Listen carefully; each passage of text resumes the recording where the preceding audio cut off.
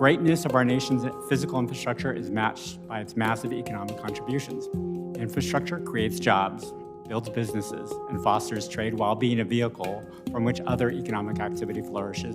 Yet infrastructure's achievements mask past disparities. Simply put, not everyone has benefited from infrastructure's economic promise. What is behind these disparities, and how can the federal government ensure that communities of color are actually included in the process of infrastructure planning and implementation? Inclusive infrastructure investments can transform these communities that have been historically underserved and improve the quality of life for all people. We hope that America's 8 million minority-owned businesses will finally have a seat at the table.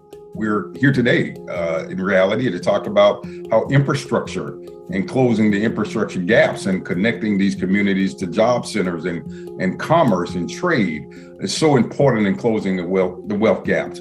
America's infrastructure needs investment, both to repair what we have and to build what we need. The $100 million federal investment is spurring billions in local housing investments and creating jobs in parts of the county where opportunity has long lagged.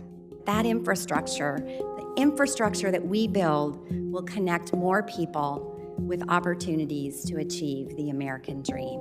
President Biden and on a bipartisan basis, the Congress of the United States has an opportunity to follow in FDR's footsteps with the Infrastructure Investment and Jobs Act. In doing so, we can contribute meaningfully to the future prosperity of every American, and I do mean every American.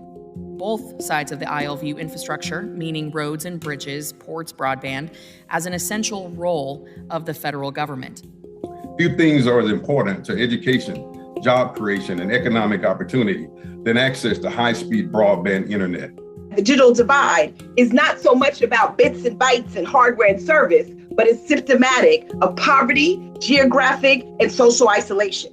Despite the use of broadband technology, we still see in rural areas 17.6 million residents who lack terrestrial fixed access. Our public sector has even relied upon broadband as an infrastructure when it comes to everything from scheduling vaccination appointments and distributing test kits. Broadband access is just critical to places like rural Welch, Minnesota, and so many communities like it across America. I think it really is important that we're making investments in our nation's infrastructure that can meaningfully improve people's lives. These new funds are meant to jumpstart our infrastructure transformation, and as counties, we're ready to get started. But I think we all know that permitting and NEPA can sometimes add months to project approvals. It seems over the past few years that the permitting process is being used more as a weapon to stop much-needed projects instead of moving them forward.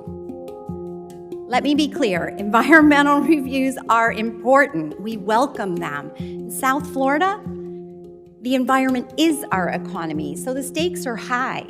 We just would like you to do it faster.